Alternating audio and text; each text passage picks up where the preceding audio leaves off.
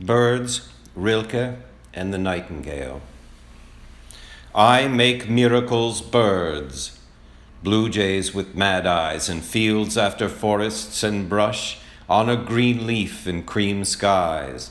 A single branch curves into an absolute hush, a still life in flight, frozen, absent of words, but winged in clouds as silence makes sounds, waves in the feathery light. I think of birds, wind, sound, and light. Wind's the fifth element, sound waves are origins, light is a testament, birds are for flight. A sinkhole opens and vapid vacuity stares out from a black hole in night, and all that I witness empties in nothingness, matter dissolved into air. Pigeons and crows in the Whole Foods parking lot, picking at bags left of trash. Remaindered reminders cawing, eating a wasteland of goods, a pigeon as gray as ash contesting the crows, the dominant nightshade in amber-lit morning, minutes before the doors to the store open, black feathers my clothes. His wings were waxen, layered in white. Today I'm airborne to London, into the heart of terror, home of the Iron Maiden. I might visit the site of St. Becket's murder, William de Tracy, my ancestral pawn and knight of the king complicit.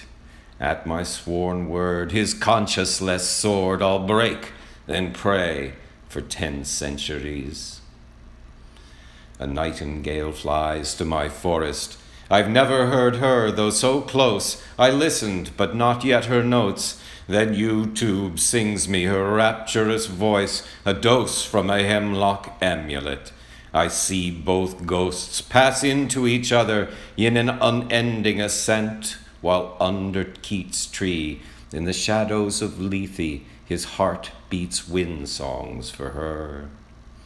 I took the train, landed in Hampstead, walk up the hill to Keats' house, levitate as I elevate toward my spiritual spouse, hearing his words in my head, seeing the sign at the gate, feeling the ground give up the ghosts of the dead.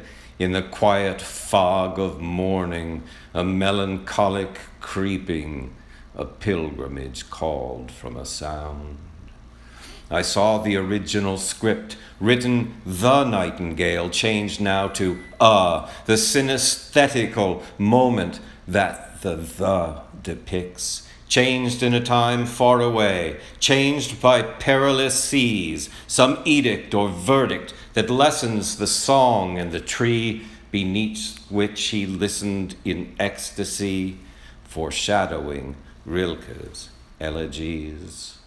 Rainer sat in darkness. The storm of voices sucked his soul through the roots, sang through the bole, then to tips of the branches, the Sturm und Drang, the emotional chances that music enhances, his head lifted from the wet wing. Song came to him through the ages, the self-same song carried along, absent of any one thing. Now I sing solo, alone, adrift on the couch where I sit. Nothing specific, just listening to it and to it.